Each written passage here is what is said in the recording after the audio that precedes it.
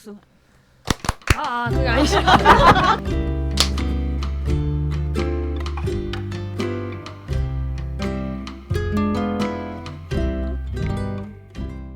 안녕하세요. 안녕하세요. 네, TVN 드라마 나빌레라 끝까지 반대하면 그럼 몰래 해야지로 네 제목 달아봤습니다. 우리 나빌레라로 이야기 나눠볼게요. 반갑습니다.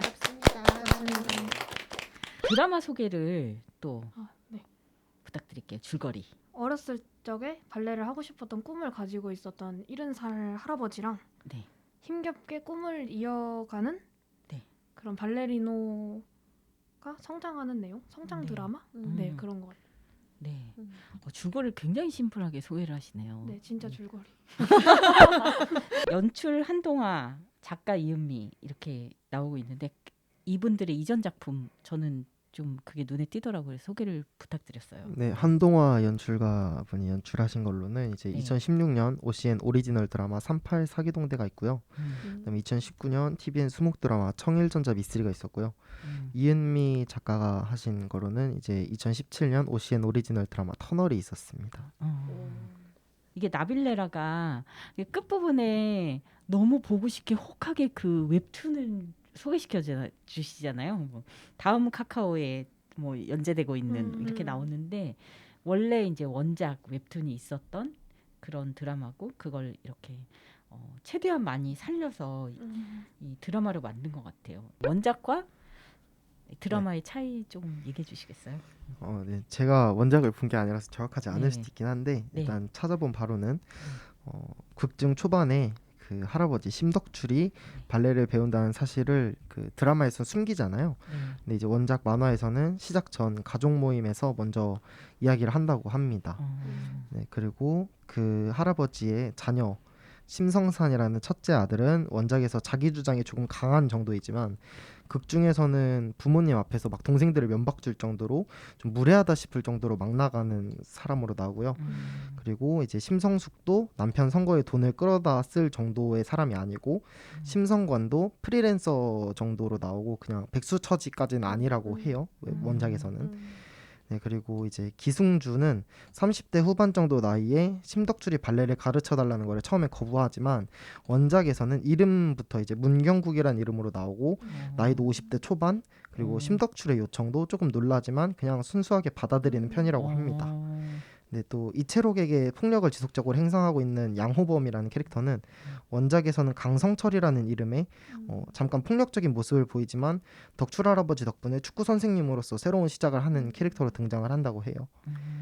이제 드라마를 또 보다 보면 아직 막 진행 중이니까 예. 또 원작에 있는 내용들이 또 어느 정도 또 담겨지지 않을까요?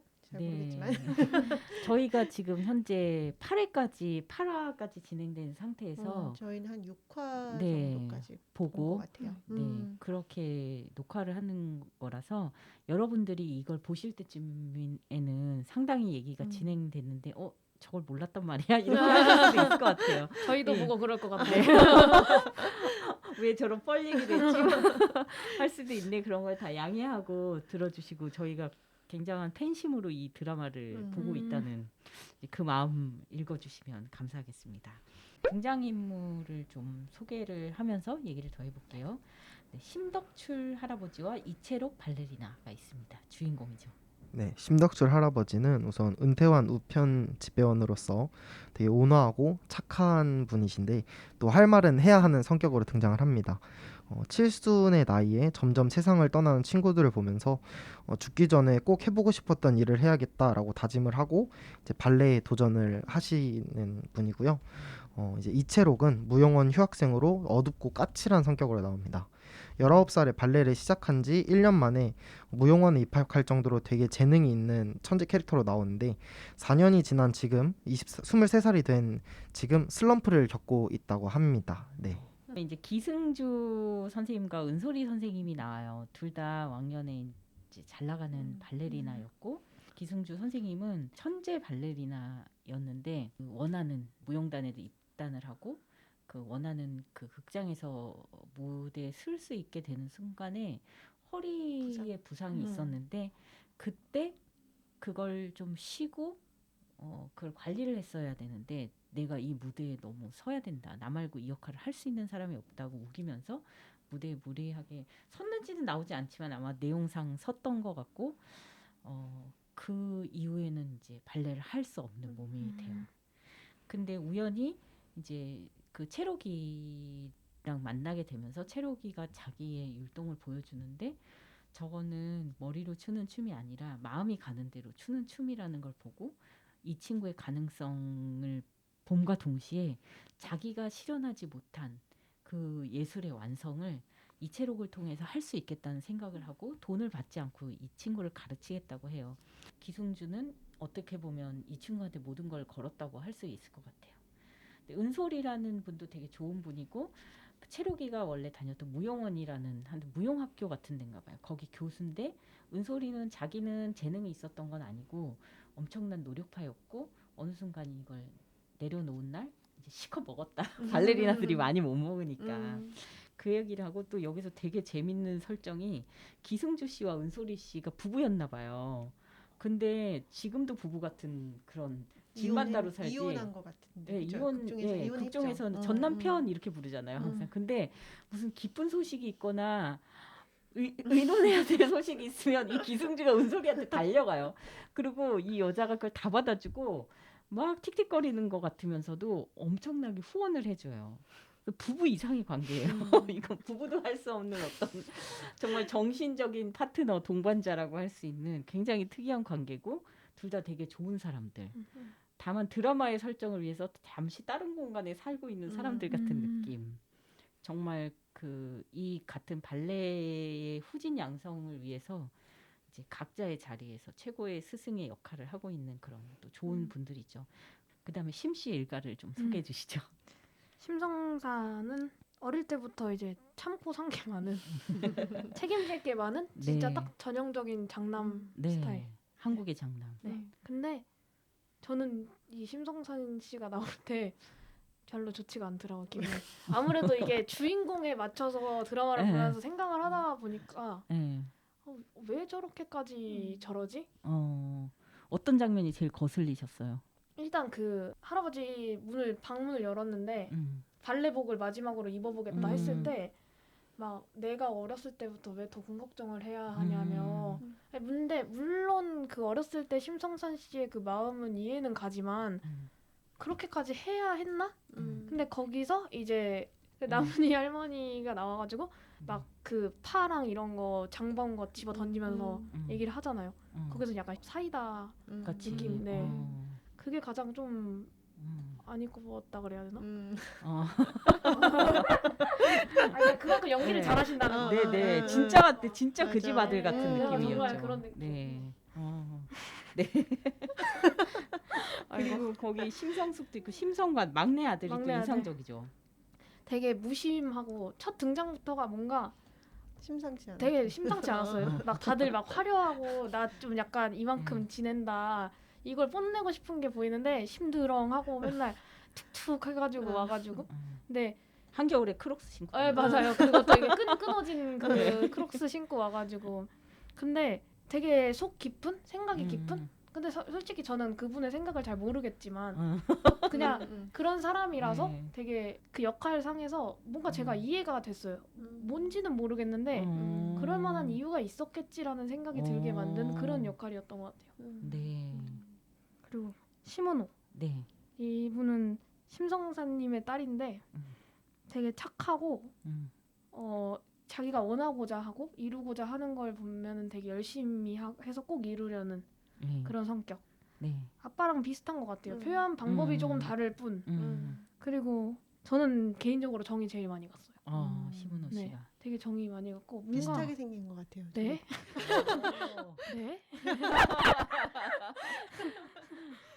잘 모르겠는데, 그러니까 아빠가 되게 좀 그렇잖아요. 뭐가 꽉 매는 것 같고, 약간 답답하게 하는 것 같고. 근데 심은호 씨는 되게 잘 자라신 것 같아요. 내가 너무 몰입했나요? 네, 좋습니다. 드라마는 몰입해야 돼요. 너무 몰입해가지고. 진짜 배우들이 그 상대 역하고 사랑에 빠지는 것처럼 우리도 몰입해야 이걸 잘 찍을 수 있어요. 네, 좋습니다. 이무영 씨라고 이제 아버지가 나와요. 채록이 아버지는 원래 축구 감독으로서 축구에 대한 애정이 되게 많았던 사람인 것 같고 아들을 억지로 시키려고 했던 것 같아요. 아들이 몸이 되게 좋잖아요. 근데 채록이는 자기가 소질도 없는 축구라고 계속 말을 했고요. 무슨 사연인지 원래 성격이 그런지 자기가 출소를 한 날에도 이제 채록이가 국립발레단 그 채용 시험도 포기하면서 아버지가 출소하는 교도소까지 갔는데 아버지가 안 나오는 거예요. 아침 7시에 나갔다는 거예요. 그때서야 자기 어디 대천인가 거기 갔다고 전화 띡 한마디 하고 뭐 보고 싶었다 힘들지 않았니 그런 말 한마디도 없이 엄청 대사가 짧고 아버지는 정말 말이 없는 그런 분이에요. 나쁜 사람은 아니었을 것 같은 그런 느낌을 주고요.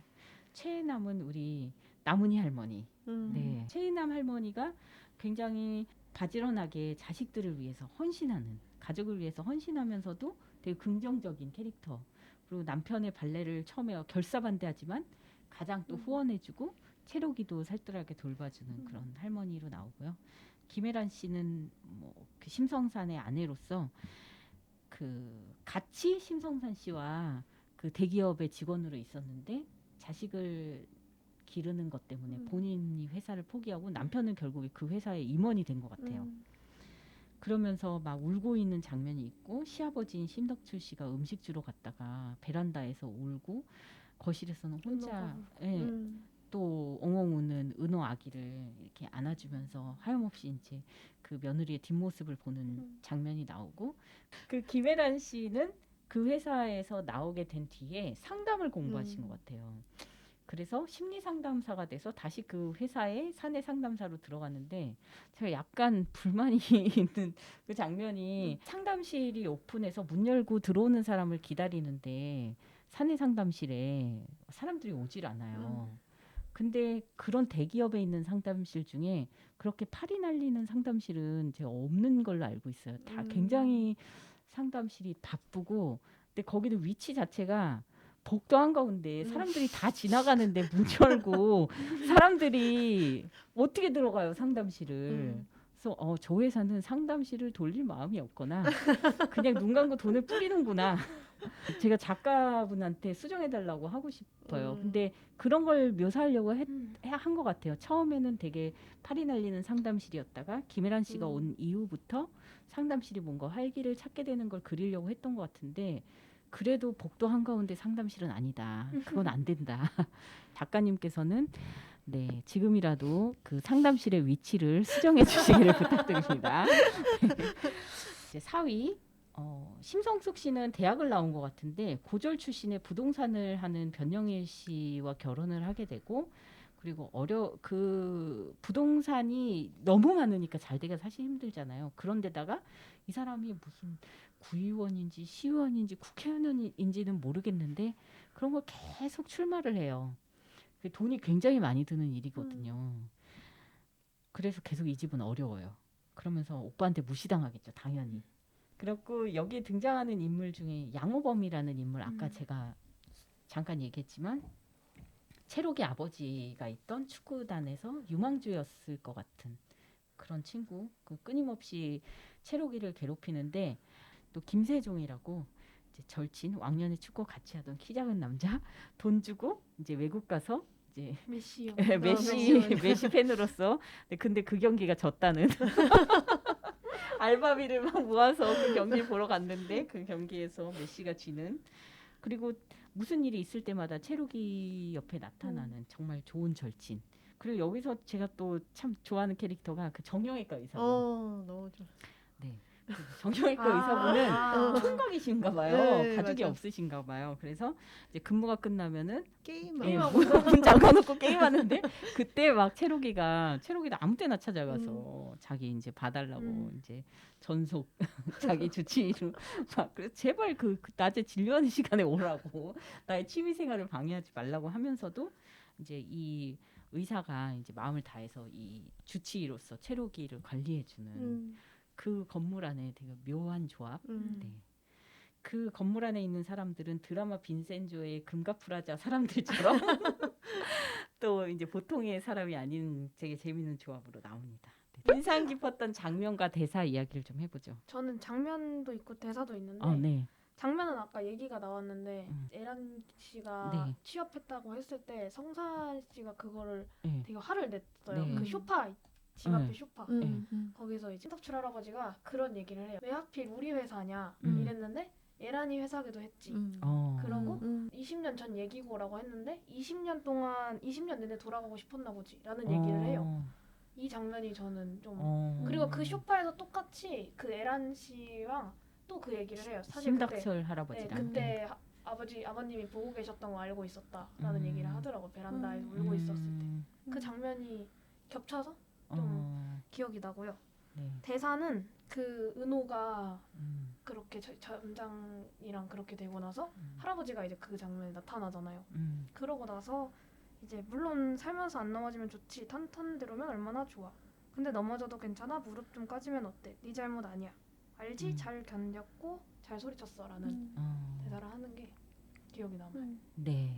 저는 그 뭐 어떤 결정적 장면이라기보다는 덕출 할아버지가 늘 만났을 때 저기 그 채록이한테 아 우리 채록이는 너무 멋져 그 이렇게 하면서 근데 저는 이제 그 왜 채록이에 대해서 할아버지가 이렇게 살뜰하게 챙기는 장면이 나올 때마다 저는 그게 너무 좋더라고요.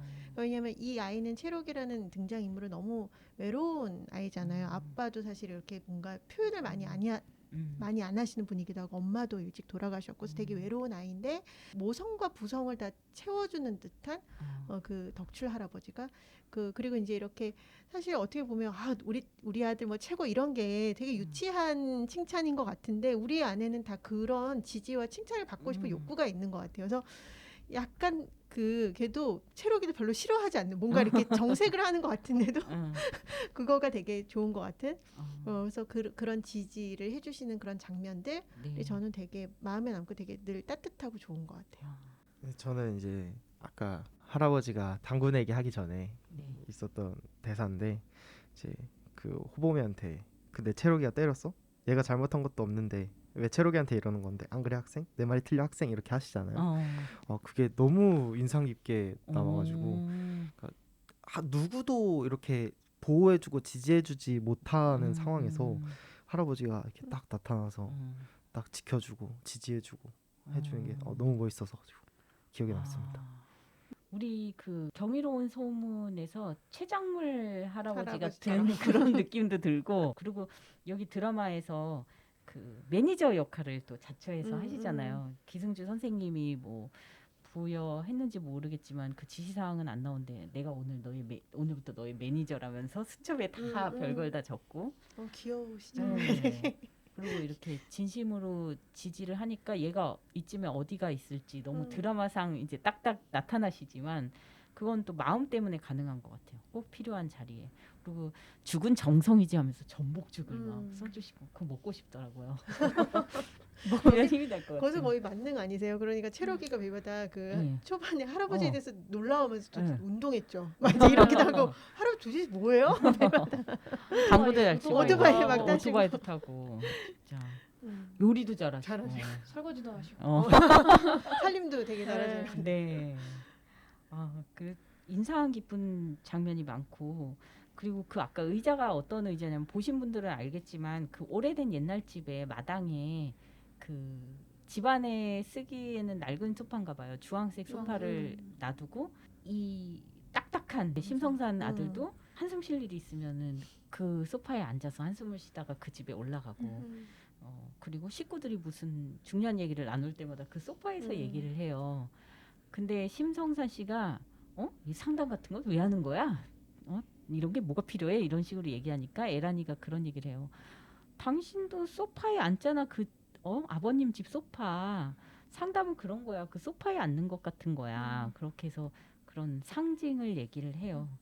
그래서 그 소파 안에 앉아서 얘기하는 그런 부분이 또 좀 인상적이었고요. 삼촌을 또 만나요. 삼촌은 왜 의사를 때려쳤느냐는 얘기를 하면서 그러면서 은호가 뭔가를 찾으러 가는 여정이 시작됐다는 거를 이 심성관 삼촌이 보고서는 그걸 찾는데 네 힘으로 찾아야 된다. 그런 얘기를 해줘요.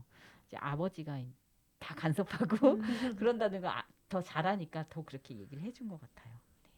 네. 그러면요 일단 여기까지 그 나빌레라 첫탈 녹음을 하고 할 얘기가 되게 많아가지고 저희가 시간을 쪼개서 네 조금 더 녹음을 하고 싶습니다. 네. 여기서 숨을 한 차례 돌리고 이어서 또 녹화를 하겠습니다.